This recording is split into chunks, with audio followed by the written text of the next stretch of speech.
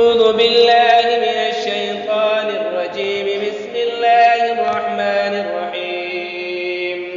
سبح اسم ربك الأعلى الذي خلق فسوى والذي قدر فهدى والذي أخرج المرعى فجعله غثاء أحوى سنقرئك فلا تنسى إلا ما شاء الله إنه يعلم الجهر وما يخفى ونيسرك لليسرى فذكر إن نفعت الذكرى سيذكر من يخشى ويتجنبها الأشقى